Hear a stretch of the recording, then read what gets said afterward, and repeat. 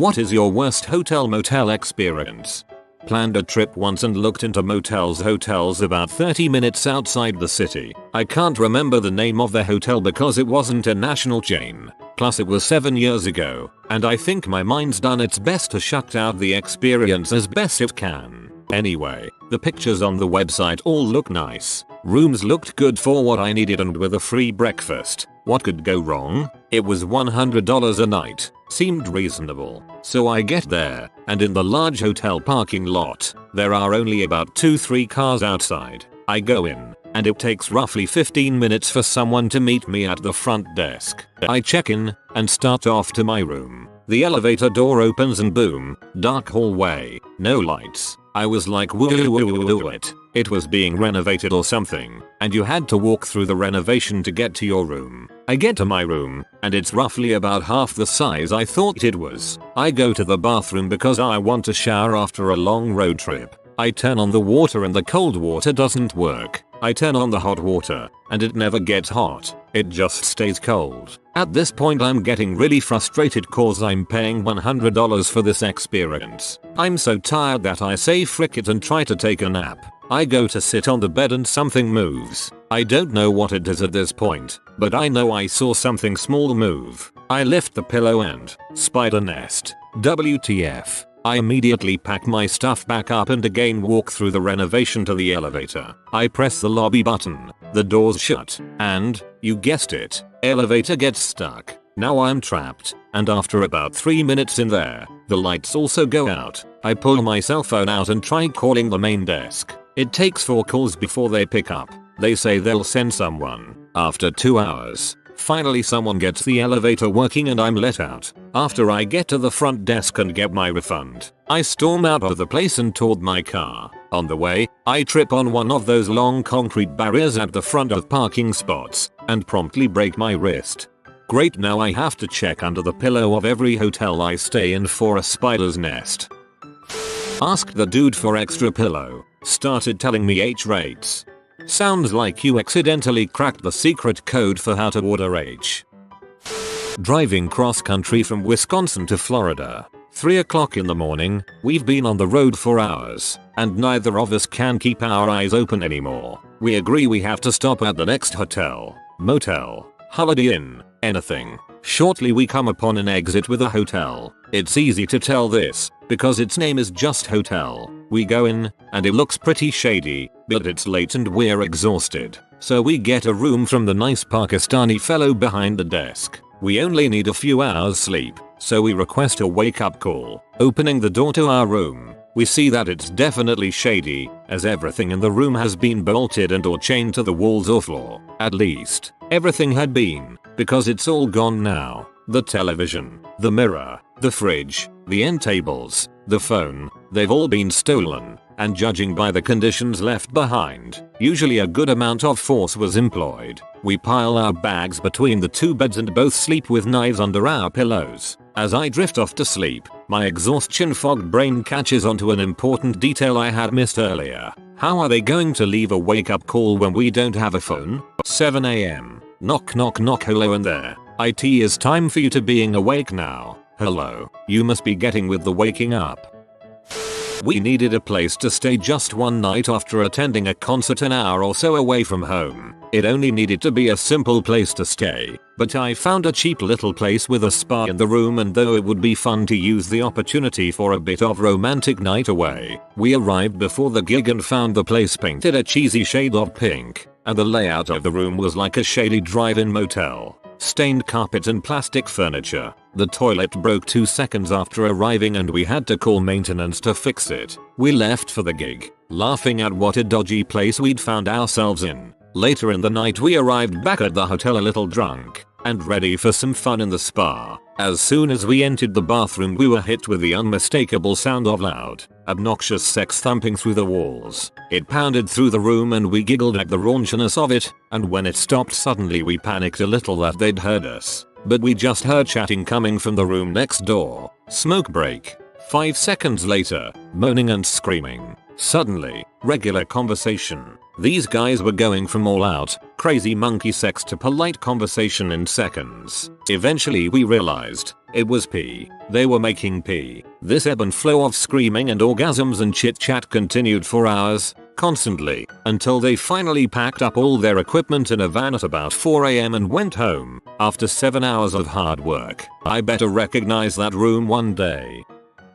This one is more embarrassing than anything. Family and I arrive in Hanoi, Vietnam, and grab a taxi from the airport. We already have a hotel picked out, and tell the taxi driver to take us there. We pull up out front, and we see a guy come from what we thought was the hotel to tell us that they're fully booked, but they have a sister hotel right around the corner. We say whatever, it's late, take us, and end up staying in a crappy hotel, bad plumbing, dimly lit, smelled weird, for a couple days before we wise up and realize that we'd been scammed. We went back to stay at the first hotel, which was very nice, and gorged ourselves on baguettes the whole time. Dang, I miss those baguettes. I worked at a hotel when I was 18. The worst part would be the ridiculous amount of guests that would look up pee on the lobby computer. The lobby was probably about 30 featuring x 100 featuring. Most guests didn't turn the volume off, and I actually saw one guy gripping his gremlin shamelessly one night. We noticed water leaking through the ceiling of our room once. We called the front desk to investigate. It turns out some drunk guy passed out naked in the bathtub on the floor above us and his butt was covering the drain, creating a flood in his room. Only in Vegas. Whoa, that was supposed to stay in Vegas. The time I crap in the sink. I was 11, and it was my first time overseas with my family. We just landed and I really had to take a dump, but I held it all the way to the hotel. We arrive, check into our room and I run to the washroom. Now, this was literally a washroom. It just had a sink and faucets. Now I'd heard that bathrooms in France were different, that they had bidets, but I wasn't sure exactly what a bidet was or what it looked like. I was desperate. I really needed to crap and I figured the sink was the bidet, so I hopped up onto it and took a huge dump. After I was done, I looked down and the reality of the situation hit me. I don't know if you've ever seen a large, long unbroken log of your own crap in a sink, but it's pretty terrifying, especially with your whole family in the next room. I try to flush it by turning the water on, but that just makes a soup. The drain had that built-in cap that you can use to fill it, so it wouldn't drain. I searched the small room for anything to help, and my eyes landed on the decorative plant. I broke off a plastic branch and used it as a poking stick to try and break up the poo so it would slide through the small opening. I didn't do much good, so, being 11, I called my mom. She was pretty good about it, but it was horrifically awkward. Dang, have an upvote for the laughs you just gave me. Undoubtedly the mini fridge incident. My family had gone to Florida for vacation and were staying in a cheap but relatively nice hotel. After the first 3 days we noticed they had a mini fridge in the room, so naturally my brother looks inside. Some sick bastard before us had opened 2 of the soda cans in the fridge and half drank both of them, which placed back in the fridge upside down. After a few days, what seemed like the hotel's entire population had swarmed inside the fridge through God knows where. When my brother opened it, so many came pouring out that it may have looked like a minuscule interpretation of the killer ant scene from Kingdom of the Crystal Skull. The fridge was promptly shut, and after my brother's quick shower, we decided we didn't want to stay in the hotel after that night. Now that's how you get ants. Cockroaches in a 4. Ended up catching a few with a glass and a piece of paper. Headed down the elevator with the glass. People's faces were quality, then leaving the glass upside down on the reception for everyone to see. I now realize this was probably what a top class bellend would do, but you can understand my anger. Some places you just can't avoid cockroaches and spiders without making the room toxic. The choices are: live with beasties, B. toxic chemicals, C. hermetic seal, D. leave Sydney. When I was about 7 or 8, my family and I stayed at a motel with a hot tub. My long blonde hair got stuck in an uncovered filter and had to be chopped off. Never go into any hotel's hot tub, just trust me.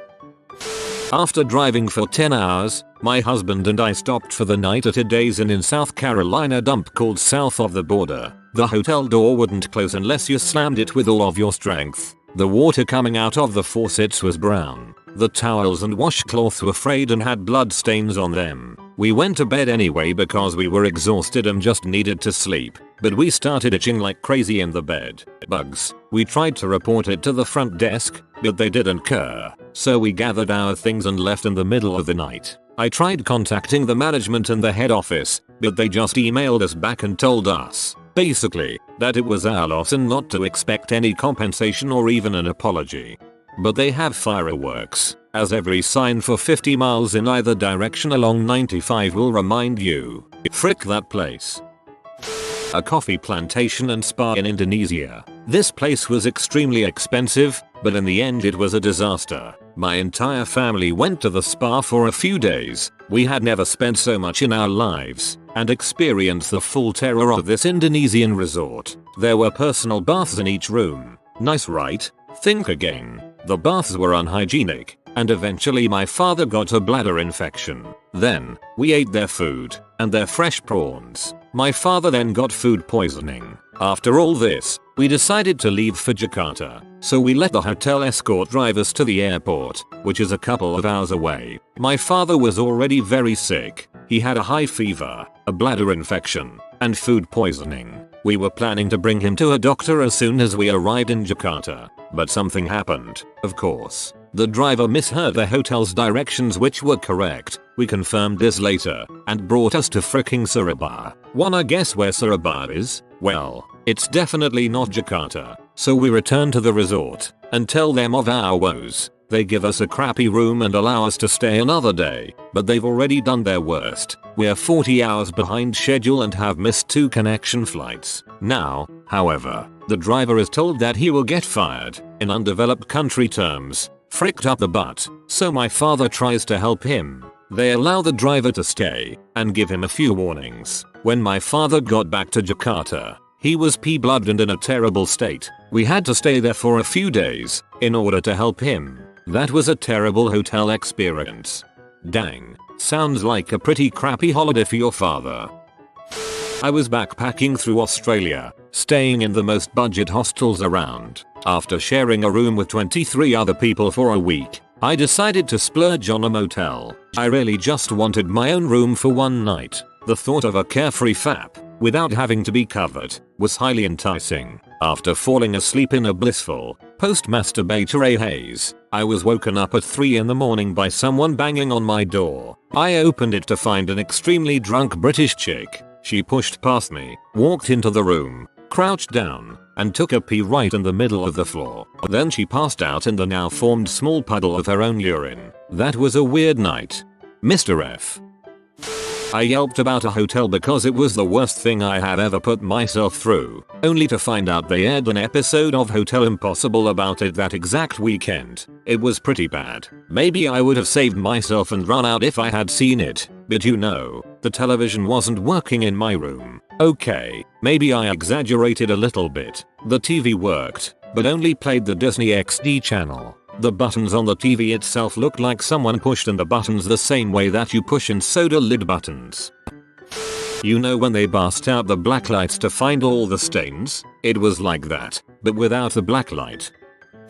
While driving cross country in the US, I was putting in long days and sleeping at very cheap motels at night just for a shower and some shooty. I didn't think it would matter how nice the place was, until I stayed at the last motel of the road trip, which had the coffee maker and hairdryer in the bathroom, as there were only 2 outlets in the entire place, in the bathroom and one by the bed. There was a warning sign that stated not to use both the hairdryer and coffee maker at the same time, as you would blow a fuse. There was also a bottle opener screwed into the wall across from the toilet, so if you wanted to drink beer and crap at the same time, you were covered. The windows didn't fit the window frame, and there was a crudely pieced together wooden frame within the window frame to hold the smaller window. Because of this, one couldn't open the window. It was August, and hot, and the AC didn't work. There was an ice maker down the hall, and the ice cubes had particles in them. Not sure what it was, but I did not think it would be a good idea to put them in a drink. The sink and shower made an awful noise when they were on. I felt bad for my neighbors when I got up at 5 AM to shower and get the frick out of that place ASAP. Bathroom bottle opener is a nice touch though. Might have to install one when I get home. This is the doggo for good health. It only appears once in 1.232 millennium. Subscribe to Updoot Reddit in 14 seconds and you'll have good cholesterol again. If you are new to the channel, you can subscribe. I publish new videos every day. Until then, check another video, or don't. Either way, have a great day you magnificent people.